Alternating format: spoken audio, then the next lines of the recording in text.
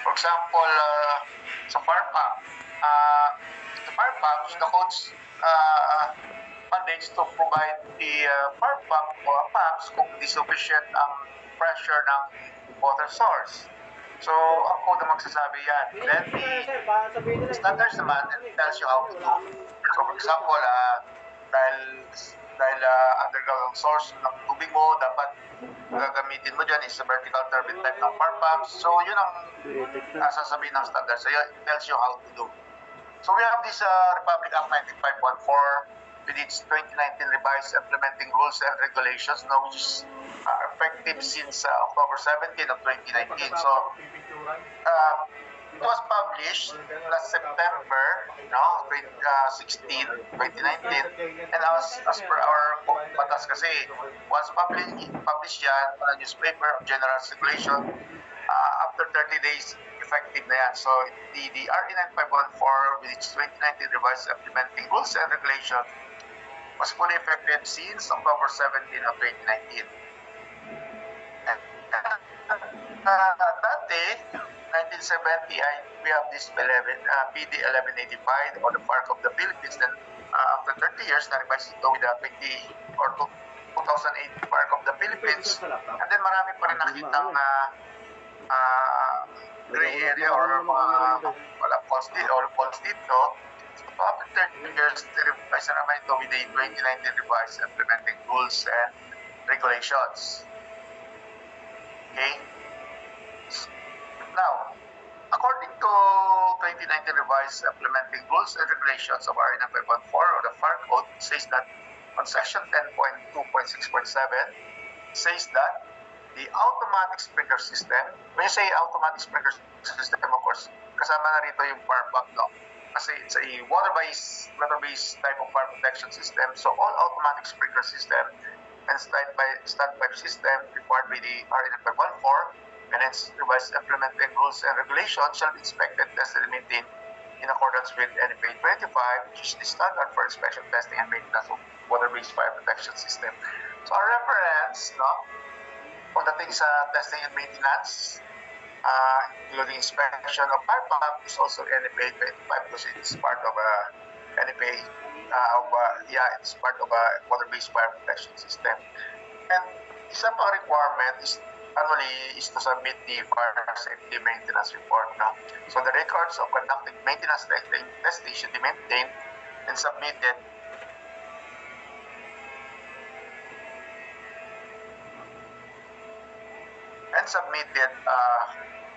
together with the FSMR. Now, also, ang FSMR kasi as required by 2019 RIR says that all existing, include the existing private and public buildings, facilities or structures covered by paragraph A sa taas, thereof shall be required to submit a fire safety maintenance report annually for the renewal, for the issuance of FSIC and to be used for the renewal of business permit. So annually, lahat ng inspection, testing, and maintenance ng fire protection system and other life safety equipment together with this fire pump shall be included during the annual submission ng fire safety maintenance report. And meron pang isang sinasabi ang batas na the detailed report of the conducted annual maintenance of all installed fire safety and protection system duly certified by the building, fire safety practitioners, fire safety officer, third party specializing in the said installation. Including ito yung mga lectures, safety lectures, drills, and preparedness activities conducted every year. So kasama yan, kung dalawang item ito is kasama, together with your inspection, testing, and maintenance report of your sprinkler system, fire hydrant, standpipe, fire pumps, yung water storage tank, kasama actually yung mga your waterless fire suppression system. For example, kung may mga cleaning agent yan, agent fire suppression, yung fire detection alarm system, kasama yan lahat ng report attached doon sa fire safety maintenance report. Again, to be submitted to the Bureau of Fire annually for the issuance of fire safety inspection certificate and makapag-renew ka ng iyong business permit. Now, anong laman itong fire safety maintenance report? Number one, yung short description ng building or facilities. For example, if you are conducting a maintenance ng isang depot o yung ang farm o yung mga fuel and storage stocks, sasabihin mo dyan, the building is located in this location, this address, and the building has and the facility is a 10 to 1,000 barrel of diesel, 1,000 liters of gasoline, blah, blah, blah. No? So yung description is one of building and facilities.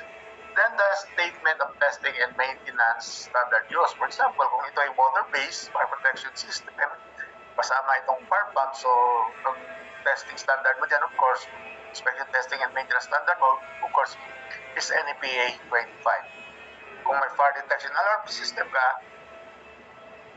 it should be NEPA 72, no, or the fire alarm and signaling code. And in case may ibang system dyan like clean agent, so andyan yung NEPA 2001, may kitchen fire suppression, andyan yung NEPA 96, kung may carbon dioxide, andyan yung NEPA 12, kung may portable fire extinguishers, andyan yung NEPA 10, and so on. Okay? 3 is the discussion of your fire protection and life safety issues. For example, yung mga means of egress mo, seat, and egress, no, yung other fire suppression system, fire detection and alarm, communications and evacuation system. Kasama dyan yung smoke control management system. Kasi dito sa Republic Act 951/2019 RIRR, pag may building ka, of 10-story na ba, o mayroon kang mall na may atrium na 2-story ba, or may single story ka with more than 1,115 square meters, kailangan mo ng smoke control management or smoke control system.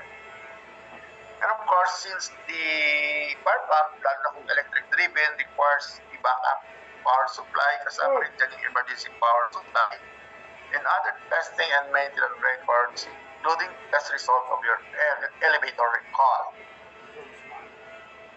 So again, sabi ng RA 951/4, Section 9.0.5, says that only fire safety practitioners issued with the certificate of competency shall be allowed to prepare, sign, and certify the FSCR, FSCCR, and FSMR. The FSCR means is the fire safety compliance report. Itong sinasubmit prior to installation. For example, mayroon kang fire protection system plans, so that should be signed and sealed by the professional mechanic engineer, together with technical specification, hydraulic calculations. Then it should be signed and certified by a fire safety practitioners with a valid certificate of competency. Then prior to occupancy, sasabit ka naman ng FSCCR, or the Fire Safety Compliance and Commissioning Report. And at the end of the year or annual basis, magpaparenew ka ng yung business permit, kailangan mo naman magsabit ng FSMR. So Fire Safety Maintenance Report, ito na yung consolidation ng lahat ng inspection, testing, and maintenance na ginawa mo for the whole year. And the issuance of COC shall be pursuant duly to the duly issued guidelines. Ganito yung dati, no? Yung fire safety, this one is the fire safety practitioners, ito, yung ID, and yung kanyang certificate of competency. So, but this was already expired, no?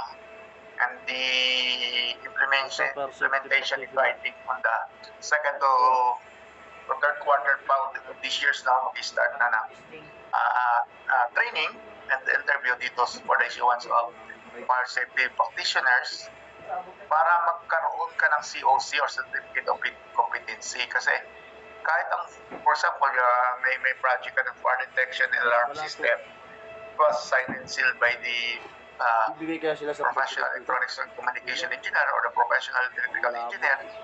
Once you submit that, kailangan may kasama yan ng FSCCR or FSCR. And that FSCR should be certified and signed by the fire safety practitioners. Okay? By the way, Steph, ang mga audience ba natin dito may mga engineers? Meron po, sir. So, anong discipline, mechanical or ano? Electrical engineers po. Yun, pag licensed electrical engineers ka, pwede kang maging fire safety practitioners na may valid COC, but you need to conduct training muna, no? And to undergo training rather, and of course yung mga examination or oral examination from the Bureau of Fire. By the way, we have this organization in the Philippines, the PIPO, or the Philippine Integrated Fire Protection Organizations. I am actually the national president from 2020 to 2022.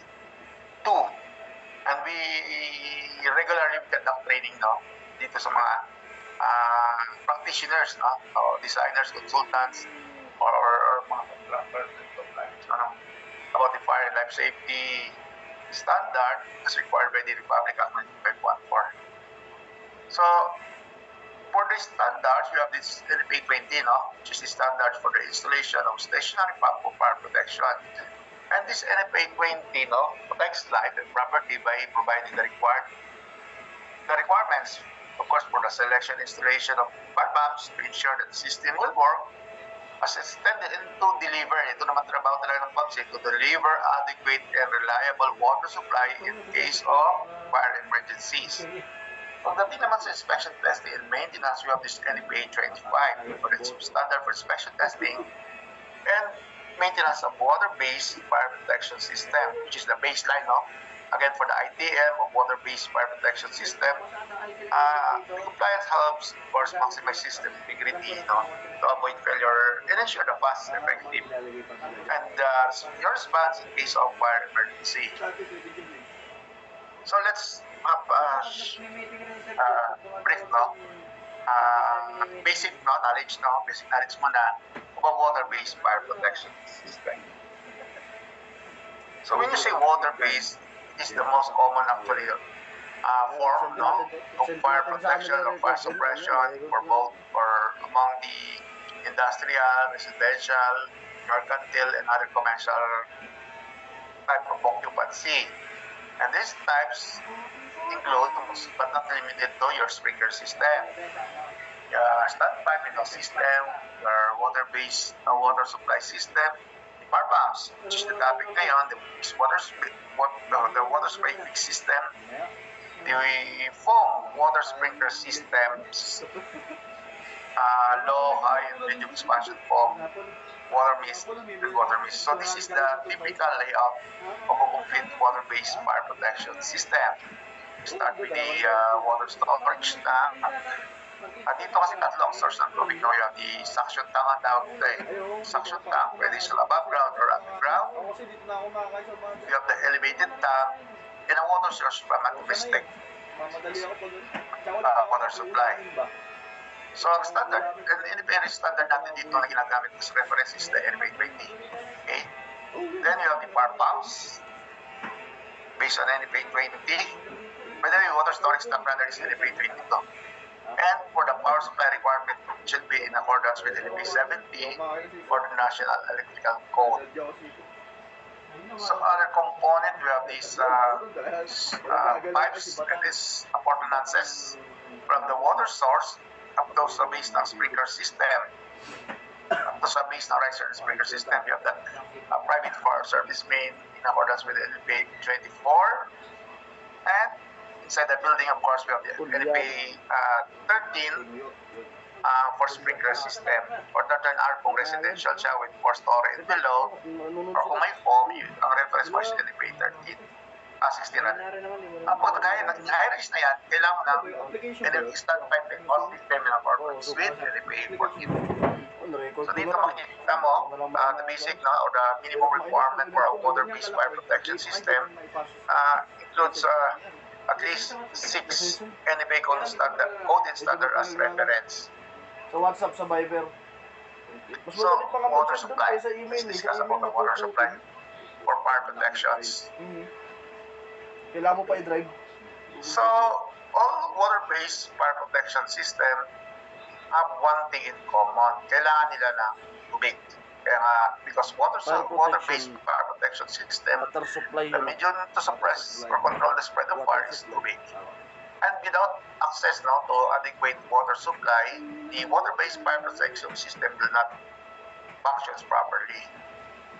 And in determining a water supply, you need to make sure that it is automatic dapat. Nakaitik siya mismo, no? Reliable siya and has sufficient volume and pressure to meet Kasi the may system message demand. yan. Baka sa ano Okay. na lang, tinatabi lang nila.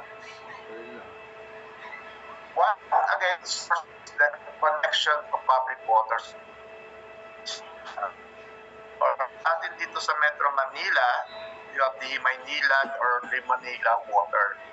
Sa ibang bansa kasi, very sufficient and reliable ang kanilang tubig doon sa domestic water supply. So in that case, yung pwede mo i-connect yan, yung water-based fire protection system, your sprinkler system, your hydrant doon sa public water main. Lagay ko lang doon para pang ano ba? Importante, sufficient and reliable. Sa Pilipinas, of course, yung ating Maynila and Manila water is not a reliable means of water supply for fire protection. However, kung okay siya, pwede siya doon. Then, we have the tanks or the suction tanks. Now, the water storage tank that supply tubig sa iyong water-based fire protection system can be used on several different scenarios, but most commonly they are used where an adequate water supply is not available or reliable. So maraming types of water storage tank, pwedeng gravity tank or tank or elevated tank, suction tank, ito yung tank sa underground or above ground, and pwede rin naman ang pressure tank. Sa pressure tank, syempre, hindi mo na kailangan ng fire pumps. And the size and elevation of tank or water storage tank shall be determined by the required fire flow and duration also, yung ilang GPM at ilang oras ang required water discharge time. No? Well, then gravity tank or elevated tank like this one. Sa mga residential type of occupancy, another type of occupancy, actually, acceptable ang elevated water storage tank. In this case kasi, this one is, the pressure is due to gravity, no? Kasi once you elevate now, 1 foot na elevation, sabihin ng tubig, pag tinaas mo yan ng 1 foot, magkikreate siya ng pressure equivalent to 14.433 PSI. So kung may 10 feet ka o 3 meters, pwede i-elevate mo ng 10 meters, magkakaroon ka ng at least 4.33 PSI. So lalo na kung itaas mo pa, no? So as long as the sufficient ng pressure and volume, wala tayong problema sa elevated water storage tank. And in case na na-meet niya naman yung tamang pressure, tamang flow, volume ng tank, ito hindi na kailangan actually ng fire pumps. So yung pressure will be harnessed or created through by gravity. Okay? Then we have the suction tank. Again, pwede siyang above ground. Pwede kang gumamit na, of course, kailangan pag suction tank, automatic kailangan mo ng fire pump dito. So this is mounted on the ground or below ground, in this case below ground. Then the tanks are typically provide water, no, for fire pumps. They need fire pump dito which boost the pressure. You need to consider the below grade tanks because they must either have a vertical turbine pump or a pump located below the tank. Okay? Now pressure tank, this one, of course, 2/3 water and 1/3 gas or air. Okay? So this is normally sa residential type of occupancy na allowed na rin ito. Hindi na kailangan ng fire pump dito. But kasi kailangan mo dito is yung air supply. Maybe from air compressor or kung may plant air dyan na sufficient siya na kaya niya ang pressure, pwede rin sa plant air. So the pressure tank contains both water, of course, and the air under pressure. And when a system is activated, the pressurized air, tutulak niya yung tubig, palabas ng tanke. But because of this, a sufficient capacity of air must be available to discharge the water from the tank at the necessary GPM or rating. So the pressure at the tank are rarely used because they are typically not more than 10,000 gallons or 37 liters only. Okay? 37,850. Pwede rin sa mga penstock, rivers, or fumes. Okay? Makikita nyo ito normally sa hydroelectric power plant. Sa hydroelectric power plant, of course, ang source ng tubig or the dam or the water reservoir na nasa taas. So, normally nasa 200, others may 350 meters pa, which is very high na yung pressure due to gravity. Okay? So, we have here sample installation ng fire protection of water base. Again, for installation of fire pumps, or for the requirement for installation of fire pumps are found in page 20, no? So, for example, sinasabi dyan, you have this methanol plant, meron siyang dalawang methanol storage tank, meron siyang power plant dito na gumagawa siya ng kanilang sariling power generations or STG, no? Or the steam generator. Then, meron kang distillation plant, no? Manufacturing plant, you have this the non-technical plant, no? And the process area. So normally, a depot or a processing or refinery is located near the river. Okay? So ang requirement is the stationary pump shall be selected based on the condition under which they are to be installed or used. Then, in the event na tumakbo si fire pumps, there should be a qualified personnel to response to the location ng fire pump and shall be response, to determine that the fire pump is operating in a Then, there should be a certified now when you purchase pumps na bago, that are UL listed or FM approved, lagi may kasama yan a certified shop test curve showing the head's capacity, the brake horsepower ng pump, and this shall be furnished now by the manufacturers during procurement or once na bumili ka nito. Kasama lagi ito sa delivery, yung pump curve. And the pump that are installed outdoor shall be located at least 15 or 50 feet away from the building or other fire exposure or exposed building. Okay? So may requirement siya na 15 meters away. So, sa building ko, the fire pump installed outdoor. And the fire pump building or rooms closing diesel engine, no? Dapat ito may sarili, may sprinkler system na yan pag diesel engine, no? It shall be protected within automatic sprinkler system installed in accordance with NFPA 13 under extra hazard group 2 occupancy. Okay? So dito, na-present ko na itong methanol plant na to sa mga national convention ng professional organization like PSMA, na-present ko na rin po sa IIEE. So ito, nakalculate ko na ang demand ito ng fire pump, no? So yung meron kang water fire pump type, no? So you have electric na isa and dalawang diesel. So ang capacity nito is 5,000 GPM at 150 PSI. Okay?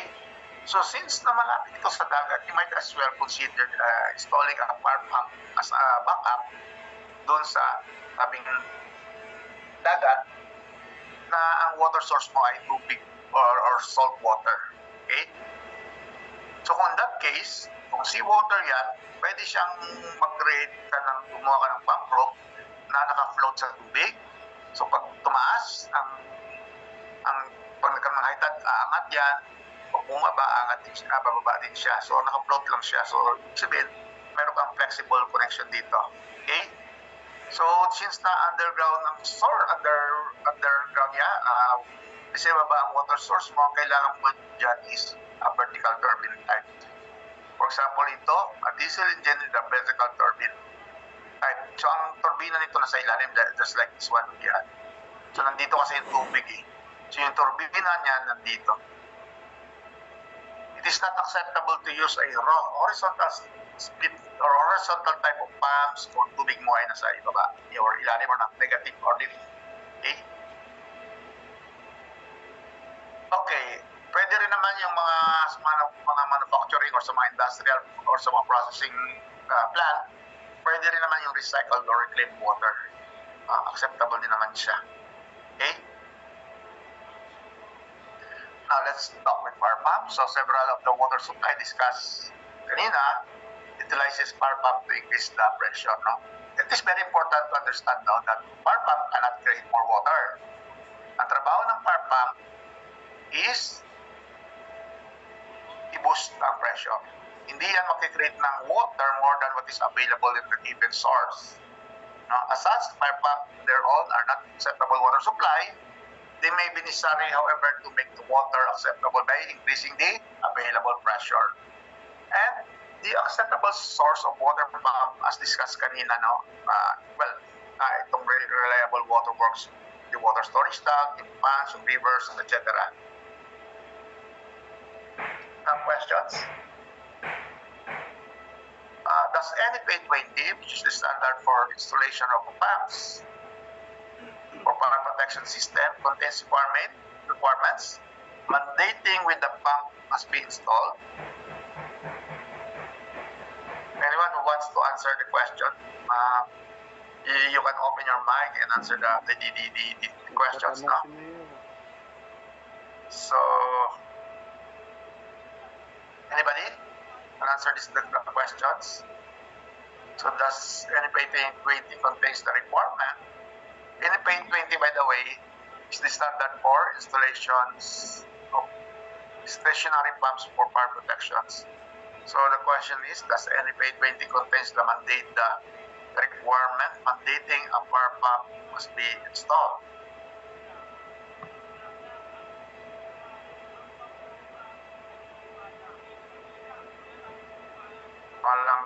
Walang kwan dito, walang wrong answers.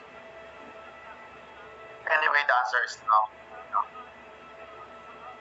NFPA 20 again is the standard for installation of stationary pump for fire protections, and it does not mandate when the fire pump is required to be installed. Be installed. It is an installation standard for stationary pump only, and the decision to use fire pump is part of your fire protection design process. Kung wala kang sufficient na pressure, kailangan mo ng fire pumps. And the purpose of NFPA 20 is only to specify how to install the pumps, anong mga required components, no? The power pump properly when one is needed, and which component, the equipment, the power supply requirements that are acceptable for use for fire pump. In other words, NFPA 20 indicates how to properly arrange and install the power pumps and its supporting equipment. Okay?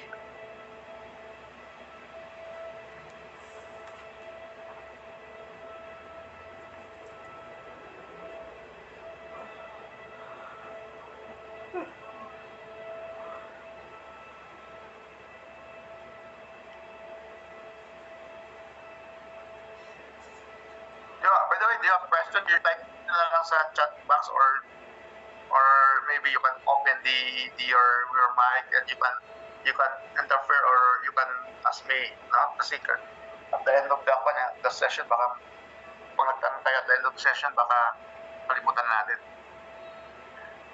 For example, no, this is a hydroelectric power plant.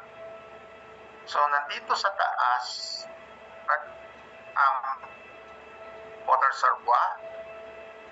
Nandito sa baba yung power station. So, of course, yung hazard dito, yung fire hazard dito, wala sa taas, wala dito sa dam.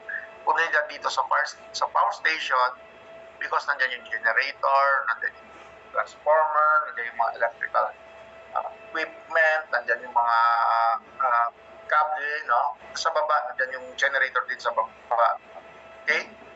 So, for example, the distance from the dam to the tail race of a power station is 300 meters.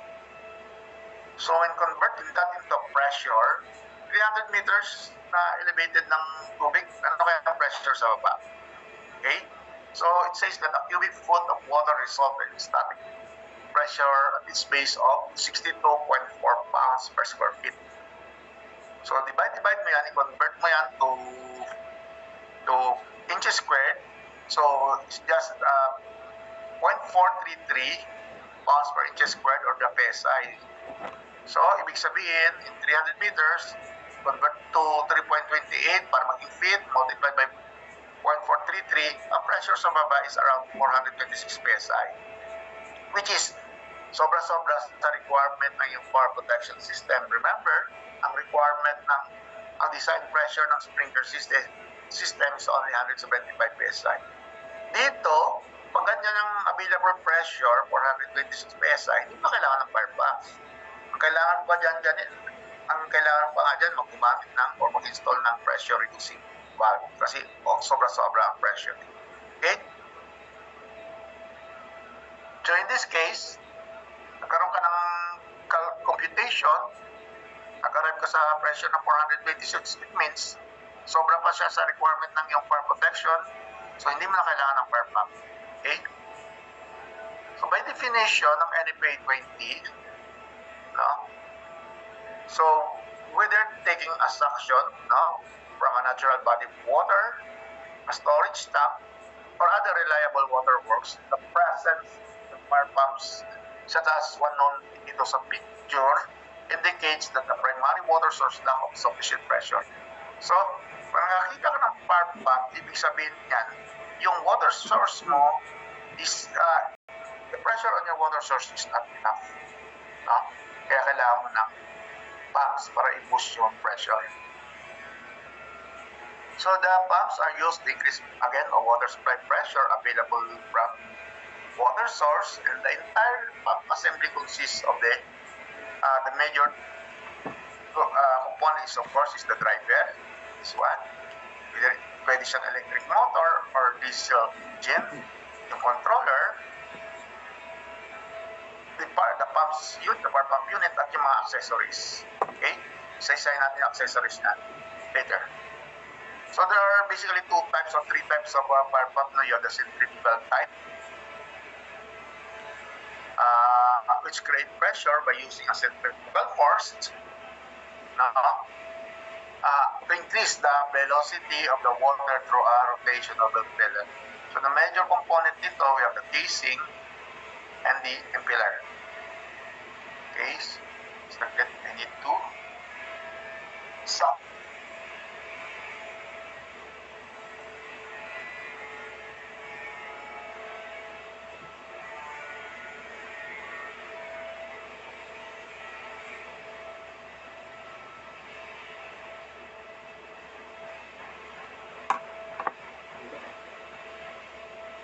Ano na?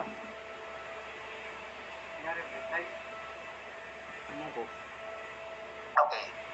Lalag siya. The other one is the positive displacement. So the positive displacement pump creates pressure by filling a cavity with water and then pushing it out. And these types of pump can create higher pressure than the centrifugal pump. And the positive displacement pump are generally found as a part of water mist and foam-based fire protection system because of this attitude. Anyway, normally ito, hindi masyado ginagamit sa positive displacement sa water-based fire protection system unless a water mist siya or a foam-based fire protection system. Kasi mataas masyado ang head nito yung pressure. Then the next is the vertical turbine type. Underground again or below below sa base ng fire pump, ang source ng tubig, ang NFPA allowed only the vertical turbine type fire pumps. So a vertical turbine pipe is designed to pump water out of static source of water, and this is only pump does not require the source of water of some pressure pump known as the suction pressure.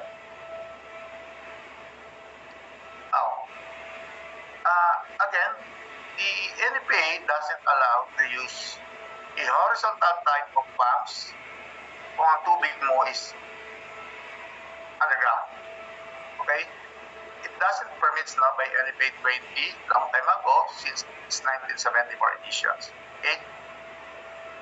So let's discuss the component of fire pumps. So this is the typical installation ng fire pump. First, we have the vortex plate. Nasa suction, nasa loob ng tangke ito, yung vortex plate. So the vortex plate, anti-vortex for the tank is used as the suction source for the fire pump to discharge outlet. The tank shall equip with an assembly that controls vortex flow in accordance with NFA 22. NFA 22 is in accordance with water storage tank for fire protection. So ito yung vortex plate, yung kulay red. Okay? The diameter or the width of that vortex plate is 2 times as the suction pipe diameter. Meaning to say, kung ito ay 8 inches, itong vortex plate should be at least 16 inches times 2 na diameter ng pipes. And the minimum distance na galing sa baba is 1/2 D or 6 inches, whichever is greater. Okay? So, sa NFA 72, ang vortex plate is the discharge of the outlet for every suction tank shall be equipped with anti-vortex plate assembly. Okay. Next is the suction control valve. The suction control valve, ang nire-require lang dito sa suction control valve is the OSNY type na valve o the outside screw and yoke valve. Hindi pwede ang butterfly valve. Okay? Outside screw and yoke lang. Sa outside screw and yoke kasi, diba, deep valve yan. Pag binuksan mo yan, aangat ang gate, wala siyang restriction dito. Eh, ang butterfly valve, iikot lang yan eh. Kaya may restriction. So, only OSNY valve or gate valve ang allowed para na valve to control the suction side ng fire pumps. Okay? Hindi rin pwede ang mga gaganitong task eh. For example, itong valve, ball valve. Kahit saan sa fire protection line o main line, ang valve na requirement sa fire protection is dapat hindi siya nasasara within 5 seconds. Okay? Kasi under maximum operation yan, may flow ng tubig, isara mo bigla, magkakaroon ng water source yan, pwede niya sirain ng quality ng iyong fire protection system. Next is the suction pipes. Yeah. Dito, ito ay horizontal split case. Later on, makikita niyo yan na kung di parehas ang size ng suction pipe at ng flange suction flange, ang pwede mong gamitin dyan is only eccentric reducer for horizontal split case na papa. So, hindi pwedeng metallic pipe, hindi pwedeng non-metallic pipe, all are metallic pipe or in accordance with the standard. Okay? So, the type of steel piping used for fire pump installation should be identical to the specified for fire suppression system in accordance with table 1.4.1. Okay. The pipes and fittings are pwedeng group or welded connection. Group, flange, welded connections. Okay? For the suction side ng fire pumps. So, and also may mga requirement yan for 10 times diameter na. For example, dito installation, dapat yung elbow or yung timo, the distance from the flange, suction flange ng pumps, kailangan at least 10 times diameter. So, kung 8 inches ang suction pipe mo, dapat yung distance ng elbow or the T from the suction flange ng pump at least 80 inches, 10 times diameter. Okay? So, there's a question, does the requirement to replace an elbow minimum of 10 times diameter from the suction flange applies to all pumps? For example, ito. So, you have the flange, suction flange, then the elbow. Ang requirement nito again is 10 times diameter. Meaning to say, kung 6 inches yan, dapat at least 60 inches yan. The answer is actually this is only applicable to horizontal split case. Okay? Horizontal split case type ng pumps. Question again, ano naman to? Yung pa-flange, okay, kung ito, 10 times the diameter, alin ang masusunod? Yung diameter ba ng pipes or diameter ng flange ng suction? So the answer is the diameter of pipes. Okay?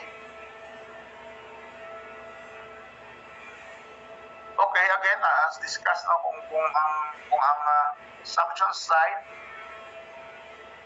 hindi para sa laki ng tubo at ng suction flask, ang gagamitin mo dyan ay eccentric reducer.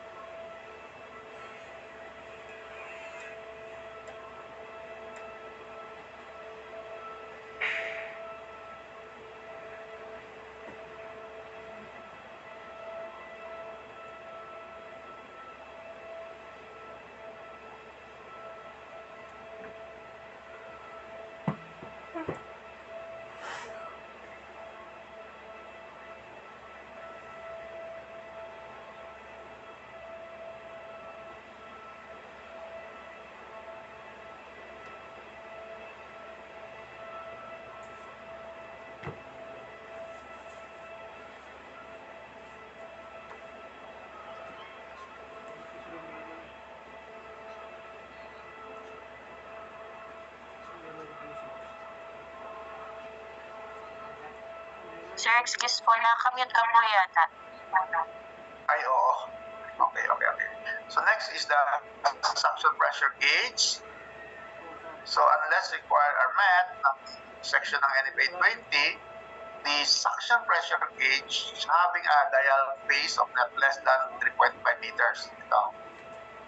Not less than 3.5 inches pala. Okay? In the diameter, it shall be connected to the suction side ng far pumps near the pumps with a nominal of 6-inch gauge valve. Okay? So meron kang pressure gauge at gauge valve. Okay? Nominal up. Okay. Then the dial phase again shall be read in inches of mercury or PSI for the suction range. Kasi minsan sometimes negative to eh. Negative ang basang ang reading dyan eh.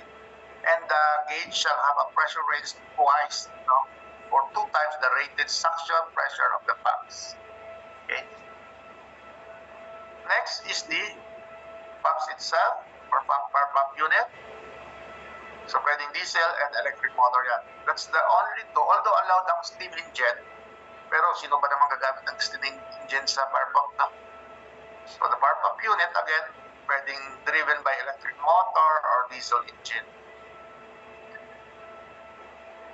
So kung electric motor, automatic lang mo ng backup power supply of the generator.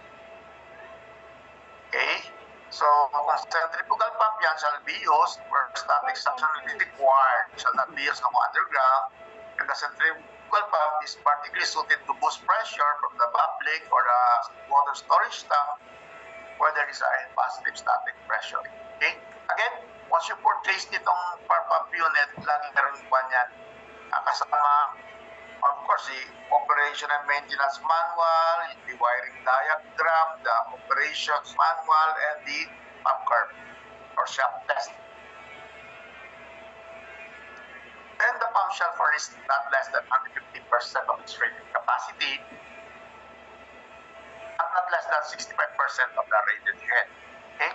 So, kung ikaw, here's the capacity, the capacity ng power pump at 150%. Andito yung okay, nandito siya, and it should not be less than 65% na rated pressure. Okay? Ito, 65%. And the shut-off for the zero flow, it is zero flow. The pressure shall not exceed 140% of rated flow. So kung 100 PSI ang rating niya, rated PSI niya, pag zero flow, dapat hindi lalampas 140% or 140 PSI. Okay? Now, air release. Okay? Air release, nasa casing ng pump nakalagay para initially, kung may hangin yan, i-release na yan. Kasi makaka-apekto sa pan eh. Kahit pag pumasok yan doon sa iyong sprinkler system pipes, una, magkakaroon yan ng mga surge.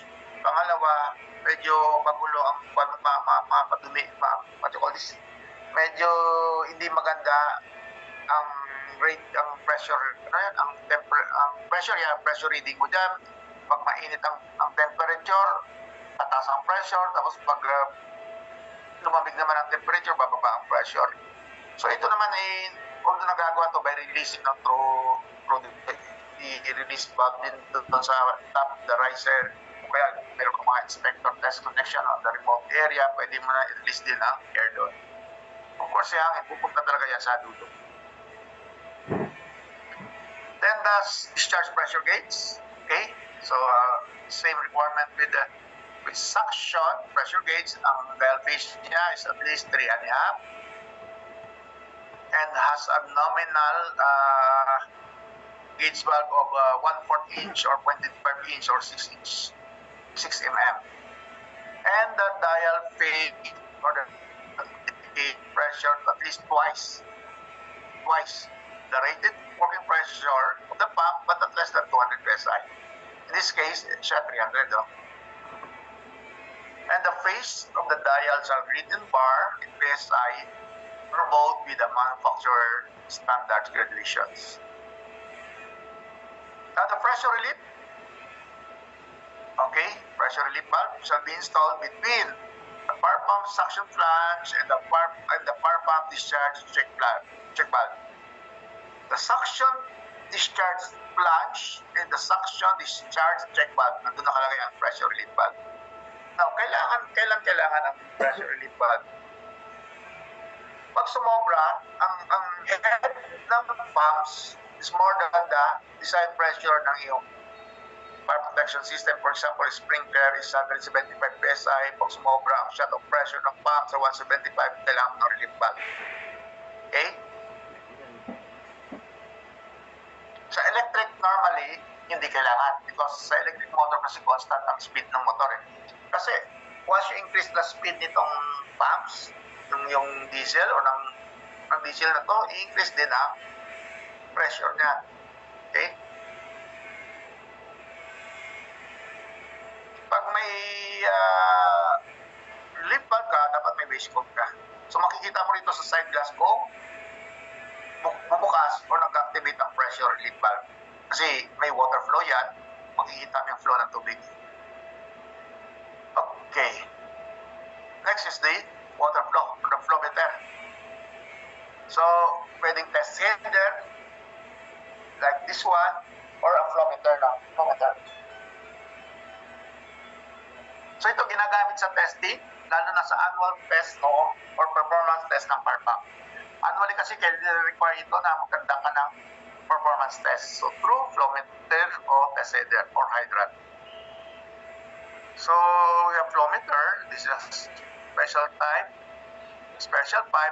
run from the discharge side of the pump back to the water source or tanke or doon sa diameter or doon sa suction side ng pumps. The flow meter, a control valve or a topping valve. So when testing the pump, the control valve is partially open to achieve 100% coming from 0%. Then the valve is open or to achieve the 150% of the flow conditions. So ito yung flow meter. By the way, flow meter may requirement yan ha, dalawang valve, isang valve sa discharge niya, isang valve din sa suction ng flow meter. And may requirement yan per manufacturer na 10 type of distance. Itong flow meter to the elbow is 5D and 2D. Usually 2D and 5D. Okay? So when you purchase the flow meter, laging may, dito yan nakakabit to, may parang maliit na kwanto, na envelope dyan, nandiyan nakalagay yung instruction. Pwede rin close loop. Pag close loop kasi balik dito sa suction.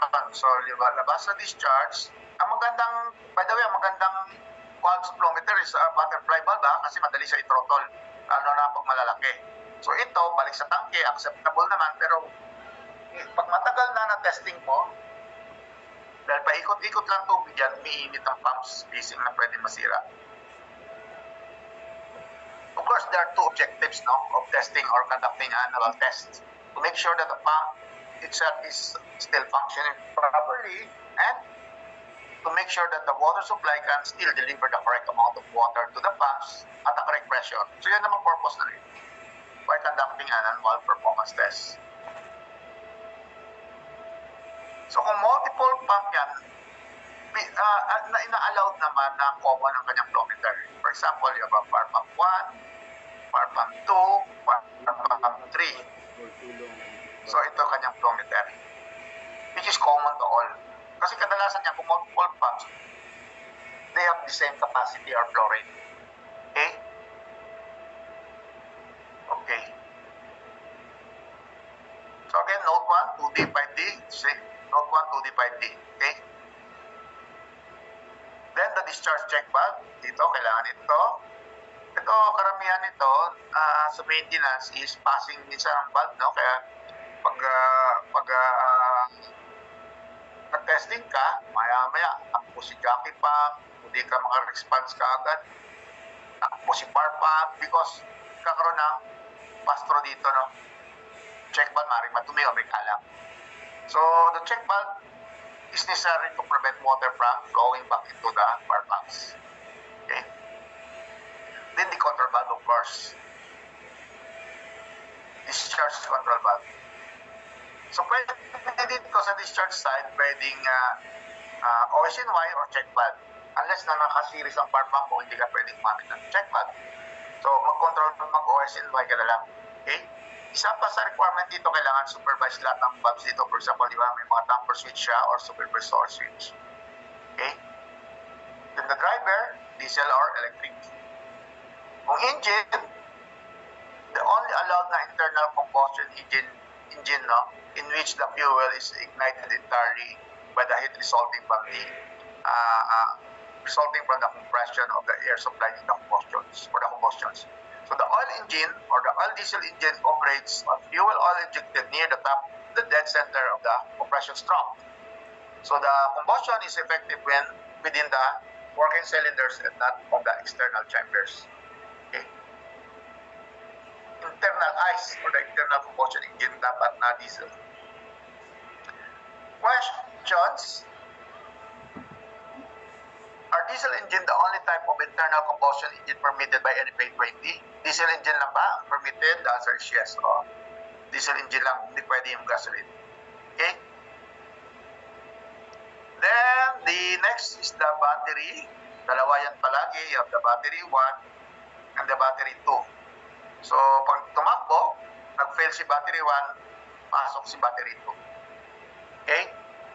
So, each engine shall be provided with two storage battery units. Battery unit A and battery unit B. Okay. Questions? Kung ang battery, no, are all batteries within the battery set to be changed when the problem occurs in one unit only?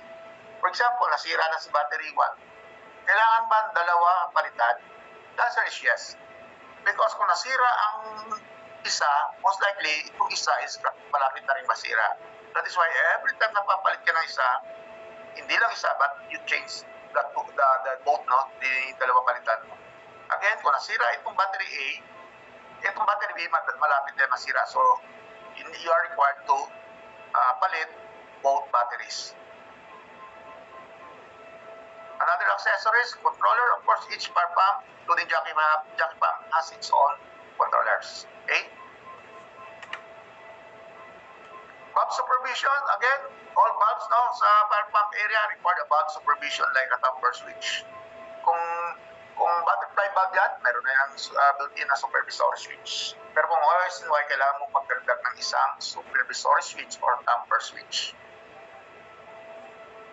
Engine protection, of course, kung yung guard dito, importante na yung dito sa bearing. Tingnan mo ito na kalimutan ng technician, naiwan yung kanyang tawag nito, adjustable range, tumakbo, yan nangyari. Okay? Equipment protection, again, kailangan mo, kung outdoor yan, kailangan mo i-separate yan within that building, the protected building, at least 50 feet or 15 meters. Okay? So a fire pump that is inoperative for any reason at any time constitute impairment to the fire protection system. It should be returned to service without delay. Okay? Impairment kung nag-shut off si fire pump mo, kailangan ibalik mo siya to service immediately. By the way, pag na-impaired o namatay, pag nag-shut off ang iyong fire protection system, under the fire code, pag sumobra yan ng 4 hours na impairment, within 12 hours, kailangan may report mo yan sa Bureau of Fire under jurisdiction sa area mo. Because, pag hindi mo na-report na impaired ka, nagkaroon ng sunog at nagkaroon ng hindi gumana yung fire protection dahil impaired, may impaired ka niyan, may matadamay ang contractor niyan. Okay? Question, does the standard require separate room for each fire pump? Kung multiple pump ka, halimbawa, 3 pump, kailangan ba separate ang room mo? Hindi naman. So multiple fire pump be located in one fire pump room. Although not required by the NFPA 20 to separate each pump by a room, maybe the insuring company authority, when redundant pumps are not required by the standard but are required by the risk management consideration o baka i-require din ng iyong insurance na dapat walay. So the intent of the section of NFPA 20 by requiring a fire separation is to locate the fire pump and its related equipment in a dedicated pump room. So for installation with multiple pump, a single pump room is needed. Okay? So the fire pump must not be located, a fire pump must not be located in the mechanical equipment spaces. Hindi mo siya pwede sama sa mga chiller room, sa mga compressor room, no? Which could expose the fire and operator to damage and potentially injured. Okay? Ang allowed lang na isama si fire pump ay yung doon sa domestic water. Hindi pwede siya sa mga mechanical room. Okay? Again, 50 or 50 meters separation from the building and in accordance with locally adopted building code or kailangan naka 2-hour fire-rated enclosure siya kung nasa building siya. Okay? Here's are the equipment protection, here are the pump room, kung sprinkler or non-sprinklered, and the exposing building, and the required separation or the rating requirement ng kanyang room. For example, may fire pump room ka na not sprinklered, and yung building mo sprinklered and not sprinklered din, kailangan may 2-hour fire-rated ka na enclosure or ilayo mo siya ng 50 feet away dun sa building. And so on. Okay? Question, what is the intended by the required separation dito? Ito. The answer is the purpose of the tables to prevent a fire in the protected building from impairing the fire pumps. Okay? Providing protection to a protected building. So a pump enclosure located with a minimum of 50 feet from the protected building is adequately protected from fire in a building. Okay, hiwalay siya. Okay. Indoors, okay. Only equipment related to domestic water distribution shall be permitted sa nakasama doon sa fire pump room. And equipment that increase fire hazard, like ng boilers, shall not be related to fire protection system, should not be in the fire pump room. And the items that would create additional hazards such as fuel-fired water heaters should not be also installed in the fire pump room. So yung mga related lang doon sa domestic water distribution ang allowed dito sa fire pump room. Okay? Okay, and the fire pump room and pump house shall be sized, no? Nilaki ng fire pump room mo to fit all the components necessary for the operation of fire pumps and accommodate the following. Kailangan may space ka for operation, maintenance, inspection, and servicing. So this should be a clearance between component for the installation and maintenance. There should be also a clearance between the component in the wall for installation and maintenance, and the clearance between energized electrical equipment and other equipment in accordance with NFPA 70 or the National Electrical Code. And the operations of the pump suction piping to allow the 10 times diameter requirement. Okay? So, outdoors, the fire pump. Okay. So, fire pump, okay, paulit tayo. At least 15 meters or 50 feet.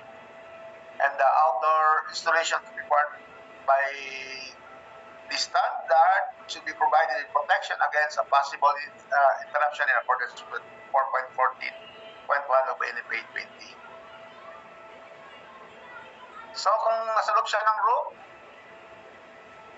or diesel engine siya, kailangan may sprinkler system siya in accordance with the NFA 13 under the extra hazard group 2 occupancy. So dapat ang density mo is 0.3 with an area of 2,500 GPM. Okay? Ito, normally, ito sa mga designer ng sprinkler to. Electric driven naman, same, NFA 13, ordinary hazard group 1. So, kasi ito, kapag electric, ordinary hazard group 1, so density mo is 15, ang area of sprinkler operation mo is only 1,500. Okay? Emergency lighting dapat meron sa required doon sa back room. Okay. Ito, sabi niya, does NFA 20 allows the use of manual transfer switch kung electric driven niya at electric motor driven niya tapos may backup battery, may backup genset. So meron dapat yan transfer switch. So ang tanong kung allowed ba ang manual transfer switch, the answer is no. Kailangan ATS or automatic transfer switch. Pag sinabi mong ATS, dapat within 10 seconds na wala ang power supply, kailangan pumasok na agad si genset or si backup power supply or alternative power supply. Then in summary, dapat yung mga pipe sizes, for example, depende sa capacity ng power pump, pwede mo ito maging basis during inspections. For example, ang power pump is 1,500 GPM. Dapat ang suction line yan, 8. Ang discharge line yan, 8 din. Ang relay valve mo, 6. Ang flow meter mo dapat 8. Then yung test header mo dapat, ang hose valve mo dapat sa test header dapat may 6 ka na 12 media. And your hose header dapat 8. Okay? Ito is very useful pag nag-inspection ka ng power pump. Kung gusto mo ma-check kung mga sizes ng pipes, ng mga component niya. Okay? So kung titignan mo lang ano bang GPM, ano bang flow rate nitong pumps, ano capacity, then verify mo dito. Ito yung mga capacity. Okay? At ito yung mga detailed na or mga sizes niya. Right?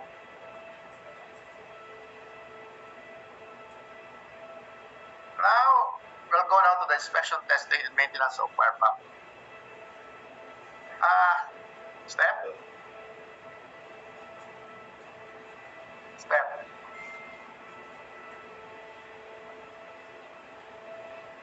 System.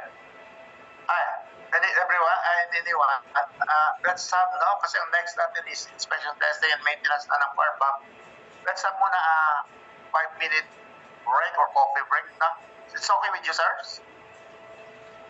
Okay na ba? Okay. Sige, break muna tayo. Yes po, sir. Thank you.